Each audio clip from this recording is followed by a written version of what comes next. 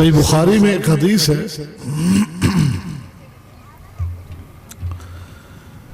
कि सैयदना इमरान बिन हुसैन रजी अल्लाह ताला अन्हु हदीस के रावी हैं और ये वो सहाबी हैं कि जो एक दिन रसूल अकरम सल्लल्लाहु अलैहि वसल्लम से पूछ रहे थे कि अल्लाह के पैगंबर क्या वजह है, मैं अपने घर से निकलता हूं तो सलाम की आवाज आती है, लेकिन हर तरफ देखता हूं तो सलाम करने वाला कोई नजर नहीं आता। आपने फरमाया इमरान, तो जब घर से निकलता है तो अल्लाह के फरिश्ते तुझे सलाम कहते हैं। ये मकाम ऐसे नहीं मिले।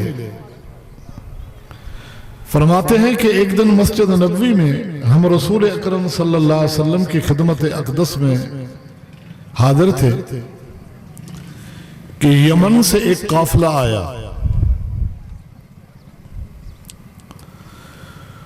और वो आकर अल्लाह के नबी सल्लल्लाहु अलैहि वसल्लम से कुछ सवालात करने लगे।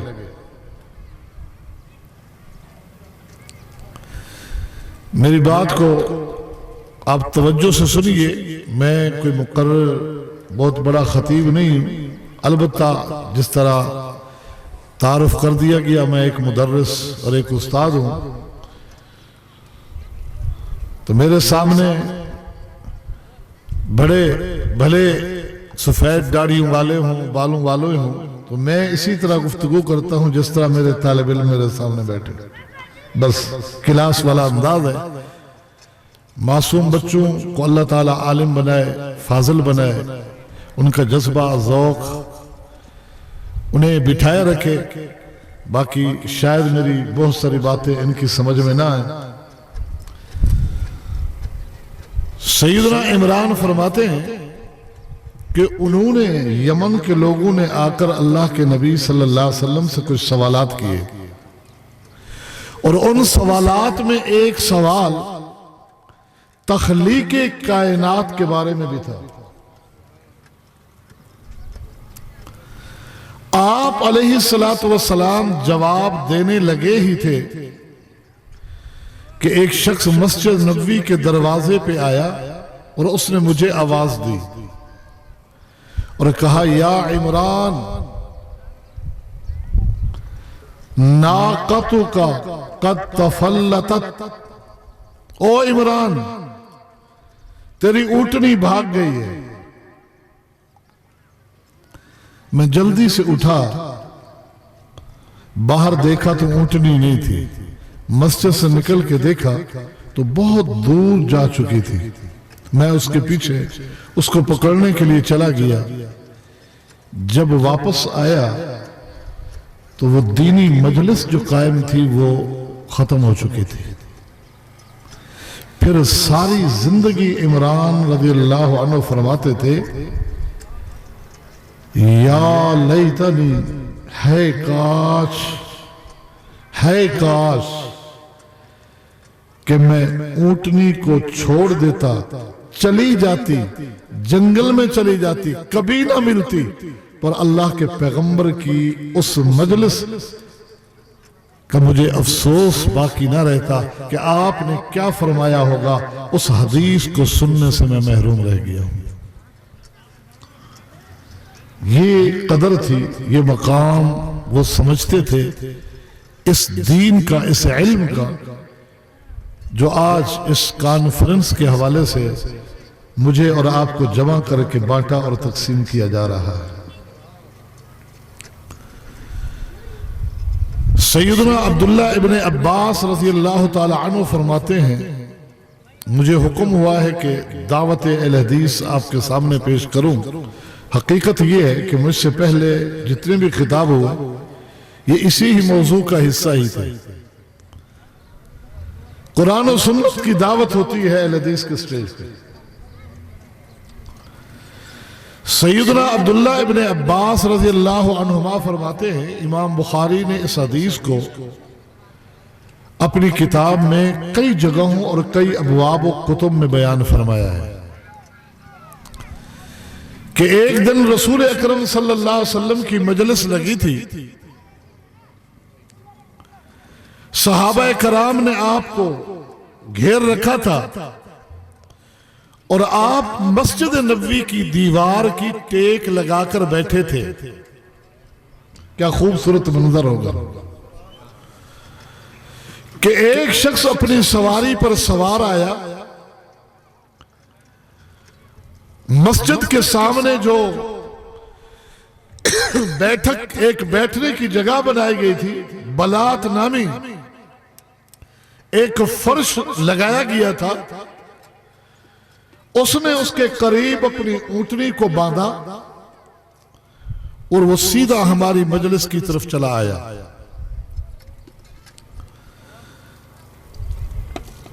हमारी मजलिस कायम है, वो आके खड़ा हो गया और आकर सवाल किया, अय्युकुम मोहम्मद। ये आने वाला मुसलमान नहीं था, आने वाला ये काफिर है। कहता है अय्युकुम मोहम्मद, तुम में से वो कौन है जिसका नाम है मोहम्मद सल्लल्लाहु अलैहि वसल्लम। साहबा कराम ने बड़ी मोहब्बत के साथ, अकीदत के साथ जो जवाब दिया वो अल्फाज से ही जाहिर है। आपकी तरफ इशारा किया और कहा, हाज़र रजुलुल अबयज़ुल मुत्तक़ी, ये खूबसूरत चेहरे वाले जो टेक लगाकर बैठे हैं, यही है मोहम्मद सल्लल्लाहु अलैहि वसल्लम। वो शख्स आपकी तरफ मुतवज्जे हुआ और कहने लगा, यब्न अब्दुल मुत्तलिब, ओ अब्दुल मुत्तलिब के बेटे। अरब में दादा पर दादा की तरफ निस्बतें आम है। अब्दुल मुत्तलिब आपके दादा थे। कहा, ओ अब्दुल मुत्तलिब के बेटे। आपने फरमाया, कद अजब, तो कहो क्या कहते हो। कहा, इन्नी साइलुन व मुशद्दिदुन फिल मसअला ला तजिद अलैया फी नफ्सिका शैआ, मैं कुछ पूछना चाहता हूं। कहा, पूछो। सलमा बदालक, पूछो क्या पूछते हो। कहा, नाराज ना होना। मुशद्दिदुन फिल मसअला, मेरे सवालात में सख्ती होगी, तुरशी होगी, मेरे सवालात में सख्ती और तुरशी होगी, आप नाराज ना होना। फला तजिद अलैया फी नफ्सिक, आपने फरमाया सलमा बदालक, पूछ क्या पूछना चाहता है मुझसे। कहता है, ये बताओ, ये आसमान किसने पैदा किया। आपने फरमाया, अल्लाह ने। ये जमीनें किसने बनाई है, अल्लाह ने। ये पहाड़ किसने नस्ब फरमाए हैं, अल्लाह। हवाएं कौन चलाता है, अल्लाह चलाता है। ये दरिया और समंदर किसने बहाए हैं, अल्लाह ने। उस तक ये पैगाम पहुंचा हुआ था कि एक शख्स आ चुका है जिसका नाम है मोहम्मद, और वो बाप दादा के दीन को छोड़कर कोई नया दीन लाया है। तो वो ये इंटरव्यू इसलिए ले रहा था कि जरा देखूं तो सही कि हम लोग तो अल्लाह को मानने वाले हैं, ये अल्लाह को मानता भी है या नहीं मानता। था कौन, मुशरिक, काफिर। ये जो तस्वुर दिया जाता है ना कि मुशरिक काफिर वो होते जो अल्लाह को नहीं मानते, देखो ये काफिर के सवालात हैं और नबी का ईमान चेक कर रहा है कि आखिर ये बाप दादा के दीन को छोड़ के जो आया है, कहां से उसने नई चीज इख्तियार की। जब ये सवालात होए, जवाब उसको मिले उसके अकीदे के मुताबिक।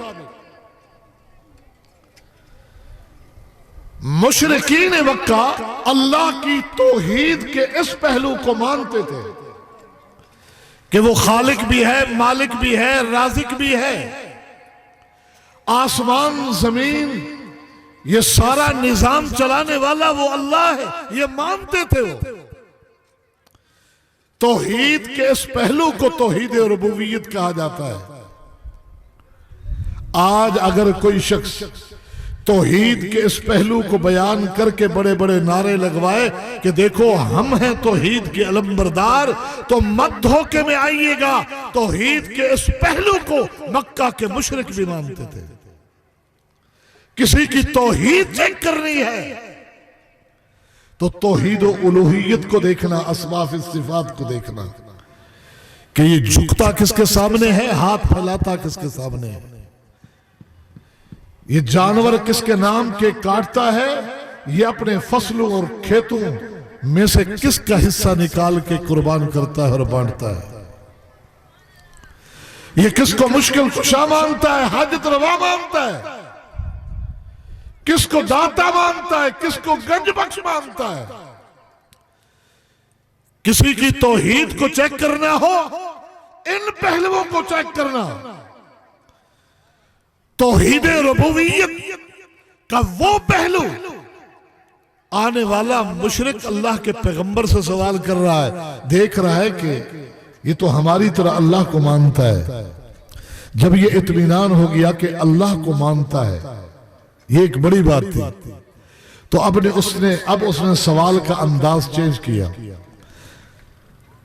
क्या कहा अल्लाह अरसला का इलन्ना से कुल्लिहिम, क्या आप उसी अल्लाह की कसम खाकर कहेंगे कि उसी अल्लाह ने आपको पूरी कायनात की तरफ रसूल बनाकर भेजा है? तो अल्लाह के नबी ने फरमाया अल्लाहुम्मा नअम, जी हाँ, जमीनों को पैदा करने वाले, आसमानों को बनाने वाले, ये समंदर बहाने वाले, हवाएं चलाने वाले रब की कसम, उसी अल्लाह ने मुझे पूरी कायनात की तरफ रसूल बनाकर भेजा है।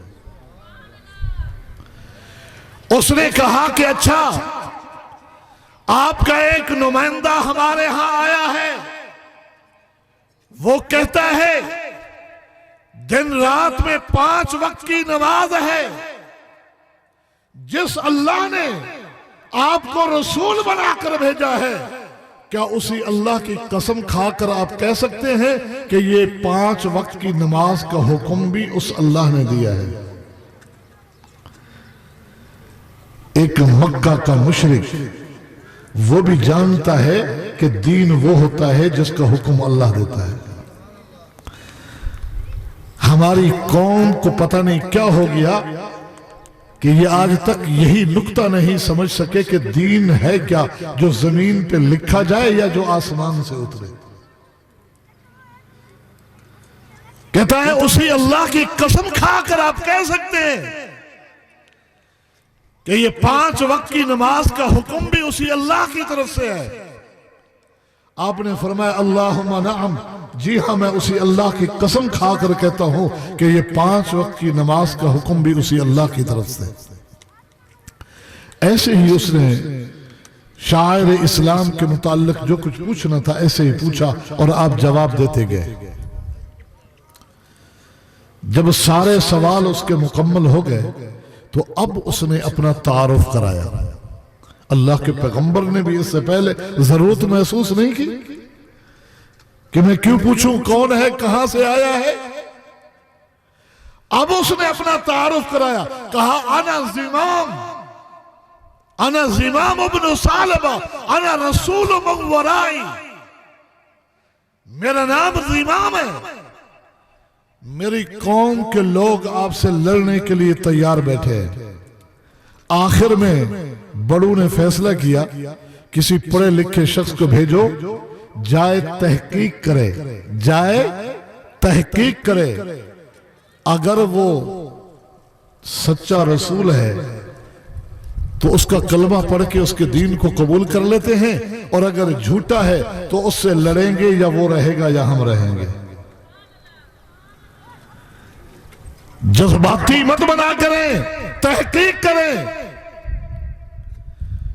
किसी के कहने पे कि ये नबी के गुस्ताख है, कोई कहे इमामों के गुस्ताख है, कोई कहे वलियों को नहीं मानते, जज्बात में मत आया करें, तहकीक करें। औलिया की शान हमसे सुने, औलियाउल्लाह का क्या मकाम है। अल्लाह ने कभी मौका दिया तो वो हम सुनाएंगे कि अल्लाह के वलियों को कौन मानता है। आपको बताएंगे। औलियाउल्लाह की शान हमसे पूछे, अइम्मा का मकाम हमसे पूछे, उलमा का एहतराम हमसे पूछे, और नबी की शान की तो बात ही क्या कहना। जो कहे सबको छोड़ो, अल्लाह और नबी के फरमान को लो, वही नबी का गुस्ताख है। और जो ये कहे कि हाँ पढ़ो कलमा नबी का और मानो अपने अपने इमाम की, गुस्ताखी किसने की? थोड़ा तहकीक करो। अगर तहकीक के लिए कदम ना उठाया जाता, कितना बड़ा नुकसान होता, पूरी कौम तबाह हो जाती, लड़कर मर जाते, हलाक हो जाते। लेकिन तहकीक के लिए एक बंदे को भेजा, इनकलाब आ गया। अल्लाह के नबी ने फरमाया फिर बता। ये जुमला जो उसकी जुबान से निकला, यही जुमला आज की इस नशिस्त का मेरा उन्वान है। उसने क्या कहा? उसने कहा आमनतु बिमा जिअता बिह, मैं उस चीज पर ईमान ले आया हूं जो आप लाए हैं। मैं उस चीज पर ईमान ले आया हूं जो आप लाए हैं। आपने बनाई नहीं। उन्हें पता है कि रसूल का मकसद पैगाम लेकर आने वाला होता है, और रसूल का मकसद भी शरीयत बनाने वाला, शरीयत साज नहीं है। तो तुमने इमामों और औलिया को यह मकाम कहां से दे दिया? आमनतु बिमा जिअता बिह, मैं ईमान ले आया उस चीज पर जो आप लाए हैं। ये चला गया। आपने फरमाया जो बात इसने कही है इस पर साबित कदम रहा, तो किसी जन्नती को देखना चाहते हो तो इसको देख लो। अल्लाह के पैगंबर क्या लाए? मैं वही आयत दोहरा दूं जो मेरे भाई अशेख अब्दुल गनी साहब पढ़ रहे थे कि रब फरमाते हुवल्लज़ी अरसल रसूलहु बिल हुदा व दीनिल हक। अल्लाह वो है जिसने अपने नबी को हिदायत देकर भेजा, सच्चा दीन देकर भेजा। और आपने इसकी तशरीह और वजाहत क्या की? अला इन्नी ऊतीतुल कुरान व मिसलहु मअह। ओ लोगों, मैं अल्लाह की किताब कुरान लेकर आया हूं और इस जैसी एक चीज और इसकी तशरीह यानी हदीस लेके आया हूं। यह है दो चीजें। और उसने कहा आमनतु बिमा जिअता बिह। उस वक्त का एक बंदा कहे मैं कुरान और हदीस पर ईमान लाया, उसको अल्लाह के पैगंबर की जुबान जन्नत की बशारत दे। आज हम यही बात कहें तो हमें ताने मिलते हैं गुमराही और गुस्ताखी के। उस वक्त मुझे बताइए कौन सी फिका राय थी जिस पर वो ईमान लाया और उसको जन्नत की बशारत मिली? क्या था उस वक्त? अगर उस वक्त का बंदा तुम्हारी इन सारी फिकों को छोड़कर जन्नत का मुस्तहिक बन सकता है, तो आज इन सारी फिकों को छोड़कर उसी जन्नत का मुस्तहिक क्यों नहीं बन सकता? जन्नत का रास्ता वही है, याद रखिए। और हिदायत वही है जो अल्लाह के पैगंबर लाए, बल्कि सारे पैगंबर यही पैगाम लाए। बल्कि इससे पीछे जाएं, आदम अलैहिस्सलाम को अल्लाह ने जमीन पर भेजा तो फरमाया था फइम्मा यअतियन्नकुम मिन्नी हुदा, मैं हुदा भेजता रहूंगा, मैं हुदा भेजता रहूंगा। उसी हुदा का तस्करा किया अल्लाह ने कि हुवल्लज़ी अरसला रसूलहु बिल हुदा। आ गई है वही हुदा जिसका वादा आदम से किया था। लाए हैं कौन? मोहम्मद, जिसकी वजाहत की कि वो क्या है, वो कुरान की शक्ल में है, वो अल्लाह के पैगंबर के फरमान की शक्ल में है। ये है वो हुदा जिसका अल्लाह ने आदम से कहा था कि मैं हुदा भेजूंगा, कामयाब वही होगा जो मेरी इस हुदा को मानेगा। वो हुदा आई है, वो हुदा जमीन पे बनाई नहीं जाती। जमीन की पार्लियामेंट किसी कानून को पास करे, वो उस हुदा का हिस्सा नहीं बन सकता। ये इख्तियार अल्लाह ने अंबिया और रसूल को नहीं दिया था। सैयदा खौला का वाकया बड़ा मारूफ नहीं है। वो रोती हुई अल्लाह के पैगंबर के सामने क्या फरियादें कर रही थी, जिसकी फरियाद का तस्करा भी अल्लाह ने कुरान में किया है। कद समिअ अल्लाहु कौलल्लती तुजादिलुका फी ज़ौजिहा। क्या कहा अल्लाह के पैगंबर ने? ओ बहन, ये अल्लाह का कानून है, इसमें रद्दो बदल और तरमीम का मैं मोहम्मद को भी इख्तियार नहीं है। अपनी फरियादें रखनी है तो खालिक के कायनात के सामने रखो। जिस दीन में रद्दो बदल और तरमीम का इख्तियार अल्लाह के पैगंबर को हासिल नहीं, और पैगंबर अपना तारुफ कराता है, इन अत्तबिउ इल्ला मा यूहा इलैया।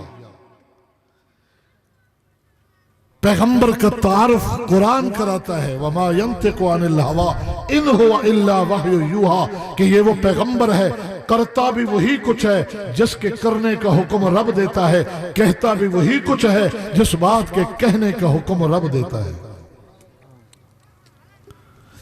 तो दीन तो आया है,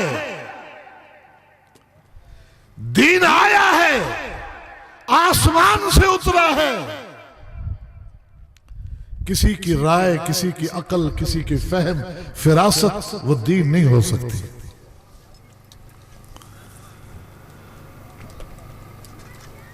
कहते हैं कि अकल इंसान को अल्लाह ने दी है ना, ये भी बड़ी नेमत है। जी हां, बड़ी नेमत है, लेकिन इसकी मिसाल ऐसे है, ये आंख भी अल्लाह की अजीम नेमत है ना, इससे रास्ता नजर आता है। लेकिन रात की अगर तारीकी हो, अंधेरा हो, अंधेरा ही अंधेरा हो, रोशनी की जरा बराबर भी कहीं चमक दमक ना हो, आंख खोल कर भी आप चलेंगे तो किसी ना किसी गड्ढे में गिर जाएंगे। इस आंख की रोशनी भी उस वक्त कारगर साबित होगी कि जब एक और रोशनी हो, उस रोशनी में ये आंख तुझे सीधा रास्ता बताएगी। ये अकल अल्लाह की नेमत है, इससे रास्ते का तय्युन होगा। लेकिन इसी तरह कि जब ये अकल एक और रोशनी को सामने रखे, वो अल्लाह की वही है, जब उसको छोड़कर किसी राह को ढूंढेगी, तो जिस तरह वो आंखों वाला बीना शख्स रात की तारीकी में गड्ढे में गिर सकता है, इसी तरह अक्लमंद शख्स भी गुमराही के घटा डोप अंधेरों में ये गिर सकता है और गुमराह हो सकता है। इस अकल को इस्तेमाल करना है कुरान और सुन्नत की रोशनी में, तब ये अकल अल्लाह की नेमत है। अकल को इस्तेमाल करना अल्लाह के दीन के मुकाबले में नहीं है। एक वाकया कुतुब अहादीस, अक्सर कुतुब अहादीस में है, लेकिन जितना तफसीली सुनन नसाई और सुनन बहकी में है, इतना तफसीली किसी और किताब में नहीं है। लिहाजा सुनन नसाई ही के चंद अल्फाज आपके सामने उनका मफहूम रखूं कि सैयदना अब्दुल्लाह इब्न अब्बास रज़ियल्लाहु, सैयदना अब्दुल्लाह इब्न मसूद रज़ियल्लाहु ताला अन्हु जलील क़द्र सहाबी, हम तो सारे सहाबा को मानते हैं और सबकी अजमत को जानते हैं, सबकी अजमत के तराने गाते हैं। और अब्दुल्लाह इब्न मसूद रज़ियल्लाहु ताला अन्हु कि जिनकी अजमत का क्या कहना, कि सैयदना जाफर फरमाते थे कि हम एक अरसा दराज तक ये समझते रहे कि अब्दुल्ला और इनकी वालदा अल्लाह के नबी के घराने के अफराद हैं। इतना कुर्ब था अल्लाह के नबी के साथ। इनकी पतली पतली टांगों को देखकर सहाबा हंस पड़े, तो अल्लाह के नबी ने फरमाया था, लोगो अब्दुल्ला इब्न मसूद की ये टांगें कयामत के दिन अल्लाह के मीजान को भर देंगी। वो मीजान जिसमें सातों आसमान और जमीनें भी रख दी जाए तो खाली पड़ा रहे। तुम इसको फकीह हाज़िहिल उम्मा कहते हो, लेकिन उनके फतवों को गलत इस्तेमाल न किया करो। फतवों का कुछ हिस्सा बताकर पूरी हकीकत लोगों से छुपाया न करो। मैं वो वाकया बताने लगा हूं जिसको तकलीद शख्सी की बुनियादी दलील करार दिया जाता है। आप फैसला करेंगे कि ये रद्द तकलीद का वाकया है या तकलीद शख्सी का इस्बात है। इससे अब्दुल्ला इब्न मसूद कूफा में मौजूद है। कुछ लोग सवाल करने के लिए आए कि अब्दुल्ला, हमारे खानदान की एक औरत का निकाह एक शख्स के साथ हुआ, खाली निकाह हुआ, अभी हक महर भी मुकर्रर नहीं हुआ और रुखसती भी नहीं हुई थी। तय ये हुआ था कि जब रुखसती होगी तो हक महर भी मुकर्रर कर लेंगे, लेकिन जिससे निकाह हुआ था वो फौत हो गया। अब 3 सवाल पैदा हुए हैं। 3 सवाल पैदा हुए हैं। एक सवाल यह है कि ये औरत इद्दत गुजारे या ना गुजारे, क्योंकि अभी उसके घर में नहीं गई थी। दूसरा सवाल यह है कि हक महर का क्या होगा। तीसरा सवाल यह है कि वो फौत होने वाला साहिब माल था, साहिब हैसियत था, उसके माल को बांटा जाए तो इसका भी विरासत में हिस्सा निकाला जाएगा या नहीं निकाला जाएगा। अब्दुल्ला इब्न मसूद ने सवाल सुने और फरमाया, जब से अल्लाह के पैगंबर अलैहिस्सलातु वस्सलाम से फिराक का सदमा हमें मिला है, उस वक्त से लेकर आज तक इतना मुश्किल सवाल मुझसे किसी ने नहीं किए जो आज तुम लाए हो। मेरे पास तुम्हारे किसी सवाल का जवाब नहीं। जाओ उलमा से मिलो, हल तजदून फीह असरा, लेकिन उलमा से मिल करके उनसे दलील मांगना, जो फतवा दे उनसे दलील मांगना, और दलील मिल जाए तो मुझे भी बताना। बाद रिवायात में है कि वो रिवायत फिर वो दलील मुझे भी बताना। मेरे पास दलील नहीं, मैं जवाब नहीं दे सकता। वो उठे किसी और आलिम के पास गए, उसने कहा कि भाई मुझे तो इनके जवाब नहीं आते, तुम क्यों इधर उधर भटक रहे हो, सीधे अब्दुल्ला इब्न मसूद के पास जाओ। इस वक्त के सबसे बड़े आलिम बैठे हुए, कहा उन्होंने तो वापस कर दिया। दूसरे आलम के पास, तीसरे आलम के पास, शहर को छोड़ दिया, दूसरे शहरों में 1 महीना गुजर गया, 1 महीना गुजर गया, जवाब कहीं से नहीं मिलता। और जहां जाते हैं आगे यही कहा जाता है कि कूफा चले जाओ, अब्दुल्ला इब्न मसूद मौजूद है, उनसे पूछो। वो कहते हैं हम वहां से तो आए हुए हैं। अब्दुल्ला ने जवाब नहीं दिए। आखिरकार 1 महीना गुजरने के बाद वापस पलटे, अब्दुल्ला इब्न मसूद की खिदमत में बैठ गए। कहा अब्दुल्ला कहां जाए, 1 महीना गुजर गया, मामला लटका हुआ है और जिसके पास जाते हैं वो आपकी तरफ भेजता है, हमारा मसला हल कीजिए। अब्दुल्ला इब्न मसूद रज़ियल्लाहु ताला अन्हु ने मसला फरमाया कि सअक़ूलु लकुम बिजहद रअई, हाँ आज मैं तुम्हारा मसला हल करता हूं, आज मैं जवाब देता हूं, लेकिन इससे पहले एक फिक्र को उनके सामने रखा। वही फिक्र है जिसकी हम दावत दे रहे हैं। क्या कहा, कहा सअक़ूलु लकुम बिजहद रअई, मुझे अब तक अल्लाह की किताब से कोई दलील नहीं मिली, मुझे अब तक कोई वाज़ेह हदीस नहीं मिली। कुरान और सुन्नत के नुसूस को सामने रखकर मैं इज्तिहाद कर रहा हूं और देखना मैं जो जवाब दूं वो बाद में बताए। कहा जो जवाब दूं इन कान सवाबन फमिन अल्लाह वहदा, मेरे उन जवाबों पर इक्तिफा न करना, बाद में भी दलीलें ढूंढते रहना। अगर कभी भी कोई दलील मिल जाए और तुम देखो कि मेरा ये जवाब उस दलील के मुताबिक है, तो ये ना कहना कि अब्दुल्ला का कमाल है, बल्कि यही समझना कि अल्लाह वहदहू ला शरीक की तौफीक से ये जवाब हुआ था और ये जवाब अल्लाह की तरफ से था। व इन कान खता फमिन्नी वल्लाहु व रसूलुहु मिन्हु बरी। जिंदगी के किसी मोड़ में मेरे पैगंबर की हदीस मिल जाए और मेरे जवाब को देखो कि मेरा जवाब अल्लाह के पैगंबर की हदीस के खिलाफ है,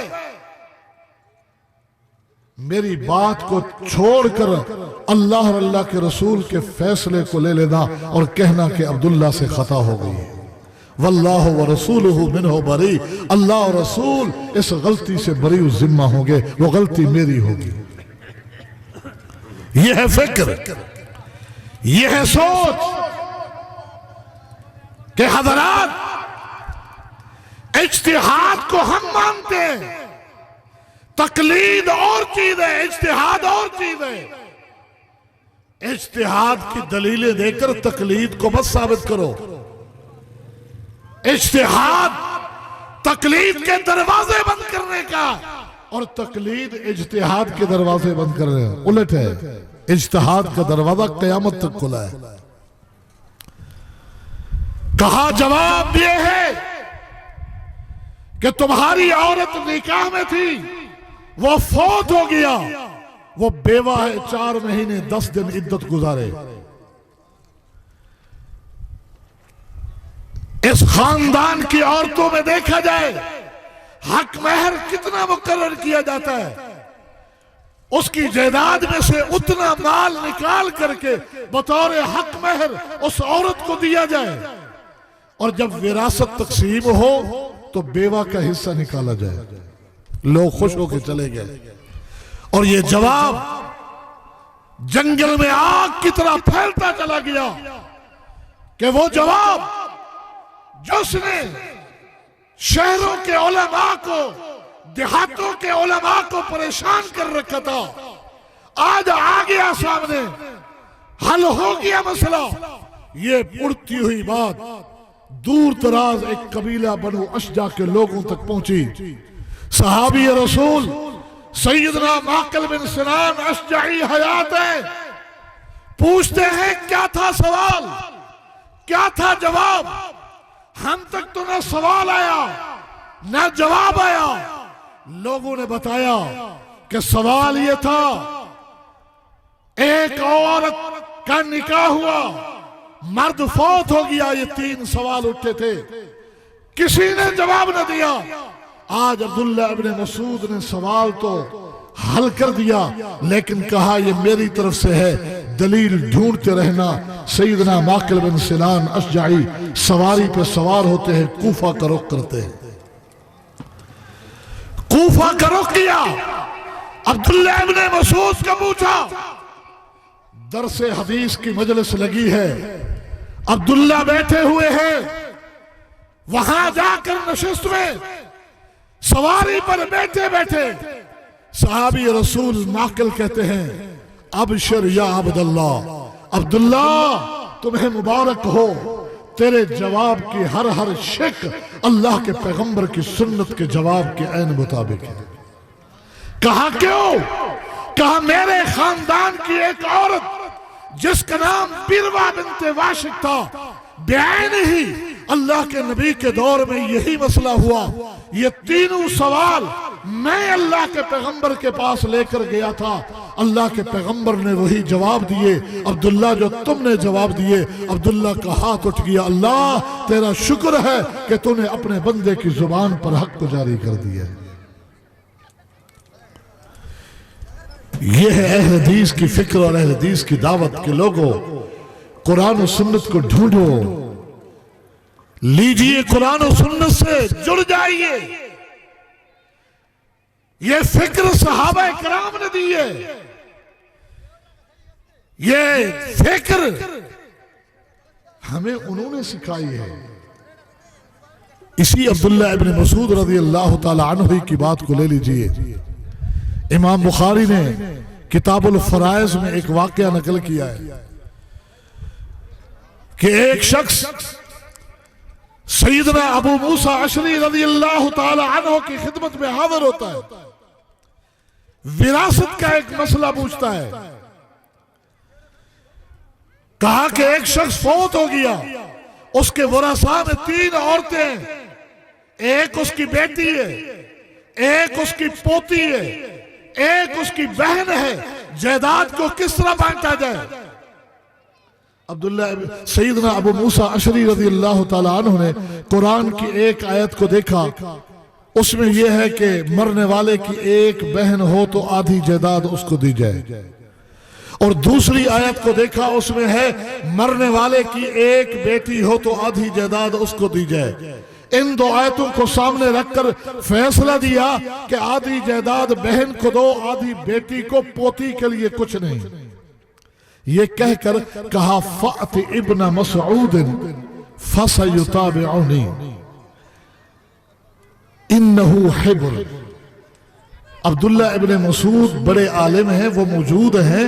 वैसे जवाब तो वो भी वही देंगे जो मैंने दिया, लेकिन फिर भी उनसे भी ये सवाल पूछ लो। सहाबी दूसरे सहाबी की तरफ भेज रहे। सहाबी का अकीदा है कि मुझसे भी खता हो सकती है, मुझसे भी खता, सहाबी से भी खता हो सकती है फहम में, समझने में। तो ये गुस्ताखी नहीं। अगर हम ये कहें किसी इमाम की फिक्र में, फहम में खता हो गई, तो ये गुस्ताखी हो गई है। कहा वो बड़े आलिम है, उनसे पूछ लो, और ये भी कहा वैसे जवाब वो भी यही देंगे। वो शख्स अब्दुल्ला इब्न मसूद की खिदमत में हाजिर है, सवाल रखा, अबू मूसा अशरी का जवाब सुनाया, फिर मेरे पास क्यों आए? कहा उन्होंने भेजा। उन्होंने कहा है कि अब्दुल्ला इब्न मसूद भी जवाब तो वही देंगे जो मैंने दिया, लेकिन फिर भी उनसे पूछ लो। जब ये जुमला सुना अब्दुल्ला इब्न मसूद ने कि अबू मूसा ने कहा कि जवाब तो वो भी वही देंगे जो मैंने दिया, अब्दुल्ला इब्न मसूद ने कहा अगर मैंने वही जवाब दिया जो अबू मूसा ने दिया, इन्नी लज़ललतु इज़म वमा अना मिनल मुहतदीन, मैं ऐसा गुमराह हो जाऊंगा कि कभी हिदायत नहीं मिलेगी। सुनिएगा, ये नहीं कहा कि अबू मूसा अशरी ने गलत जवाब दिया वो गुमराह है। आलिम से गलती हो सकती है, खता हो सकती है, यही बात हमने कही। अइम्मा अरबा मअज़ल्लाह किसी ने नहीं कहा। अगर किसी ने कहा गुमराह तो वो खुद गुमराह है, वो हक पर थे, लेकिन फिक्र में, फहम में खता हो सकती है, गलती हो सकती है। अल्लाह का कानून है कि जो कोशिश करे हक को पाले तो अल्लाह डबल अजर देता है। कोशिश के बावजूद गलती हो तो तब भी उसको 1 अजर देता है, वो तो तब भी माजूर है। हमारे लिए क्या हुक्म है? ये पैगाम कुरान और सुन्नत कॉन्फ्रेंस के जरिए अब्दुल्ला इब्न मसूद का तुम तक पहुंचाना चाहता हूं, अपना नहीं। मैं नाकिल हूं अब्दुल्ला इब्न मसूद सहाबी का, कि वो ये पैगाम देना चाहते हैं कि हमारा हक ये है कि जितनी बड़ी हस्ती भी क्यों ना हो, एक तरफ उसका फतवा हो और उसके मुकाबले में अल्लाह के पैगंबर की हदीस हो। जो शख्स इस हदीस को छोड़कर फतवा उस फतवे पे देगा वो गुमराह है, वो गुमराह है। कहा इन्नी लज़ललतु इज़म वमा अना मिनल मुहतदीन, मेरे सामने अबू मूसा का जवाब भी आ गया और मेरे सामने इसी सवाल का जवाब मोहम्मद और रसूलुल्लाह का दिया हुआ भी है। अगर आज अल्लाह के पैगंबर के जवाब को छोड़कर मैं अबू मूसा के जवाब पे जवाब देता हूं, मैं गुमराह हो जाऊंगा। और अगर यही बात हम कहें कि अल्लाह के पैगंबर की हदीस को छोड़कर फिका शाफिया, मालकिया, हम्बलिया, हनफिया, जाफरिया के मुताबिक जवाब देंगे तो गुमराह हो जाएंगे। तो हमें गुस्ताखी के ताने दिए जाते हैं। लगाओ फतवा अब्दुल्ला इब्ने मसूद का कि वो अबू मूसा के दूसरे सहाबा के गुस्ताख थे। कहो, लगाओ फतवा। अबू मूसा के खिलाफ फतवा अब्दुल्ला इब्ने मसूद ने दिया। खाली अबू मूसा अशरी के खिलाफ नहीं दिया, उस्मान जिन्नुरैन के खिलाफ भी दिया था। जब उस्मान जिन्नुरैन ने हज के दिनों में मिना के मैदान में जोहर की रकात 4 पढ़ी, असर की नमाज 4 रकात अदा की, इशा की नमाज 4 रकातें अदा की। इसी सहाबी अब्दुल्ला इब्ने मसूद ने कहा था, हमने अल्लाह के पैगंबर के पीछे पढ़ी है, उन्होंने 2-2 पढ़ी थी। अबू बकर के पीछे पढ़ी, उन्होंने 2-2 पढ़ी। उमर के पीछे पढ़ी, 2-2 पढ़ी। आज तक उस्मान भी 2-2 पढ़ाते रहे, आज इनको क्या हो गया? 4 क्यों पढ़ा रहे हैं? लोगों ने कहा फिर आप उनकी इक्तदा में नमाज क्यों पढ़ रहे हैं? कहा कि मैं डरता हूं इस बात से कि इस उम्मत में 2 टुकड़े मेरी वजह से ना हो जाएं, और रब से दुआ करता हूं कि अल्लाह उस्मान के पीछे जो 4 पड़ी है 2 कबूल करना, 2 कबूल ही ना करना, क्योंकि सुन्नत 2 है। उस्मान के फतवे को भी चैलेंज किया था। कहो उस्मान के गुस्ताख थे, लगाओ फतवा अब्दुल्ला इब्ने मसूद पे। आज अबू मूसा अशरी के खिलाफ फतवा दे रहे हैं। अगर उनकी फिका के खिलाफ फतवा देना कुरान और सुन्नत को सामने रखते हुए गुस्ताखी है तो लगाओ उन पे फतवा। अगर वो गुस्ताख नहीं तो अहले हदीसों के ये फकीर जो यही बात कहें, इनको गुस्ताखी के ताने क्यों देते, उन पे फतवे क्यों लगाते? कहा सुनो, वलाकिन अक़दी फीहा कमा क़दन नबी सल्लल्लाहु अलैहि वसल्लम। मेरे सामने मेरे नबी की सुन्नत मौजूद है। अबू मूसा का एहतराम अपनी जगह, लेकिन जवाब वही दूंगा जो मेरे नबी मोहम्मद और रसूलुल्लाह ने दिया था। ऐसा ही जवाब, ऐसा ही सवाल मेरे नबी के सामने आया तो आपने फरमाया था कुल जायदाद का 8/6 कुल जायदाद का निस्फ जो है आधा वो बेटी को दिया जाए, कुल जायदाद का 6वां हिस्सा पोती को दिया जाए, तकमिलतल-लिस्सुलसैन, और जो बच जाए वो बहन को दिया जाए। यानी 6 हिस्से करके 3 बेटी के 1 पोती का 2 बहन के। मेरा जवाब वो जवाब है जो मोहम्मद और रसूलुल्लाह का जवाब है। तो ये हमारी दावत है कि किसी पे फतवे मत लगाओ। गलतियां हर एक से हो सकती है, गलतियों से पाक अल्लाह की किताब है, गलतियों से जात मोहम्मद और रसूलुल्लाह की जात है जो मासूम अनिल खता है। इसलिए अल्लाह का कुरान भी दलील है, मोहम्मद और रसूलुल्लाह का फरमान भी दलील है। इसके अलावा अबू बकर भी कुछ कहते हैं तो फारूक दलील मांग रहे हैं। फारूक गुस्ताख थे अबू बकर के, क्यों चैलेंज किया था अबू बकर के फतवे को? अबू बकर क्यों इनके खिलाफ तलवार निकालता है? जो गवाही देते हैं ला इलाहा इल्लल्लाह मोहम्मद रसूलुल्लाह की, इनकार तो ज़कात देने का किया है। क्या नबी ने कहा नहीं था कि जिन्होंने गवाही दी ला इलाहा इल्लल्लाह मोहम्मद रसूलुल्लाह की, उनकी जानों की हिफाजत, मालों की हिफाजत, इज्जतों की हिफाजत हमारे जिम्मे। क्या गुस्ताखी की थी फारूक ने? नहीं, फारूक ये समझे कि शायद सिद्दीक का फतवा इस हदीस के खिलाफ जा रहा है, लिहाजा हदीस सुना के मैं सिद्दीक को हदीस के मुताबिक ले आऊं। लेकिन ये बाद में पता चला हदीस का मफहूम सिद्दीक ज्यादा जानते थे, फारूक को बाद में पता चला। कहा फारूक कि मेरे नबी ने इल्ला बेहक्किल इस्लाम नहीं कहा था कि हाँ उनकी जानों की हिफाजत हम करेंगे, लेकिन जहां इस्लाम जान मांगेगा वहां हम जान भी लेंगे, जहां माल मांगेगा वहां माल भी लेंगे। अल्लाह की कसम, जिस तरह नमाज अल्लाह का हक है, ज़कात ये भी अल्लाह का हक है, जो ज़कात और माल में फर्क करेगा अबू बकर उसके खिलाफ तलवार निकालेगा। सिद्दीक के इस फतवे और वजाहत के बाद फारूक समझ गए, सीना खुल गया और कहा कि वाकई अबू बकर के सीने को अल्लाह ने हक के लिए खोल रखा है। पहले चैलेंज क्यों किया था? गुस्ताखी की थी।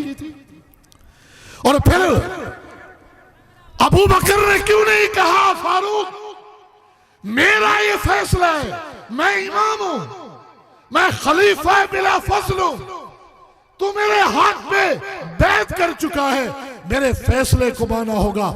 सिद्दीक भी जानते थे कि जो बात इन्होंने कही है इसका जवाब दलील से दे सकता हूं, अपना इस हक के खिलाफत देकर अपनी बात नहीं मनवा सकता, क्योंकि खलीफे और इमाम से भी इख्तलाफ किया जा सकता है, क्योंकि कुरान ने कहा फरुद्दूहु इलल्लाहि वर रसूल फ़इन तनाज़अतुम फ़ी शैइन फरुद्दूहु इलल्लाहि वर रसूल। सिद्दीक ने भी वो हक नहीं जिताया कि मैं तुम्हारा खलीफा, मैं तुम्हारा इमाम, मेरी फिका ये है, मेरी फहम ये है। फिका फहम को कहते हैं भाइयों, समझ को कहते हैं। फिका हनफिया का माना अबू हनीफा रहमतुल्लाह अलैह क्या समझे, यहां अबू बकर क्या समझे, तो ये फिकाए अबी बकर है। अबू बकर की फिका की तकलीद की दावत क्यों नहीं दी जाती? अबू बकर की फिका दलील नहीं बन सकती। अबू बकर को उमर को कायल करने के लिए दलील देनी पड़ी, और दलील क्या है? अल्लाह का कुरान है, मोहम्मद रसूलुल्लाह का फरमान है। अबू बकर का फतवा दलील नहीं है, तो बाद में किस उम्मती को यह मकाम देना चाहते हो कि उसका फतवा दलील के तौर पर लेते हो? अबू बकर के फतवे को तुमने दलील ना माना, फारूक के फतवे को दलील ना माना, उस्मान के फतवे को दलील ना माना, अबू अब्दुल्लाह इब्न मसूद, अबू अब्दुर्रहमान अब्दुल्लाह इब्न मसूद के फतवे को दलील न माना। बाद का कौन उम्मती है जो इस मकाम पे उसे खड़ा किया जा सकता है कि उसकी फिक्र, उसकी राय, उसके फतवे हम बतौर दलील अपनी पूरी जिंदगी पे लागू कर दें? हम तो ये कहते हैं, सारी फिकों को मानते हैं, जहां फिका की कोई बात कुरान और सुन्नत से टकराए, फिका वालों का एहतराम अपनी जगह, दलील अल्लाह का कुरान है, मोहम्मद रसूलुल्लाह का फरमान है, उसके मुताबिक जिंदगी बसर करनी है। यही कामयाबी है, यही कामरानी है, यही हमारा पैगाम। इसी की दावत के भाइयों, तालो इला कलिमतिन, आओ उसी बात को ले लें, सवाइम बैनना व बैनकुम, जो तुम और हम सब में मुश्तरक है। वो क्या? अल्लाह नअबुदा इल्लल्लाह वला नुशरिक बिही शैया वला यत्तखिज़ बअदुना बअज़न अरबाबन मिन दूनिल्लाह। इबादत के लायक अल्लाह के अलावा किसी और को ना समझो, और अल्लाह के बाद किसी को ये रुतबा और मकाम ना दो कि जिसको वो हलाल कहे वो चीज हलाल हो जाए, जिसको वो हराम कहे वही चीज हराम हो जाए, जिसको वो जायज कहे वो जायज हो जाए, जिसको वो नाजायज कहे वो नाजायज हो जाए। ये मकाम किसी को ना दो, ये मकाम अल्लाह ही को दो कि अल्लाह ने हलाल कहा जिस चीज को उसी को हलाल जानो, जिसको हराम कहा उसको हराम जानो। पैगंबर अलैहिस्सलाम उसी अल्लाह के रसूल थे, इसी पैगाम को हम तक दे के गए हैं। अल्लाह मुझे और आपको ये पैगाम समझने और अपनाने की तौफीक अता फरमा दे। व आखिर दावाना अनिल हम्दुलिल्लाहि रब्बिल आलमीन।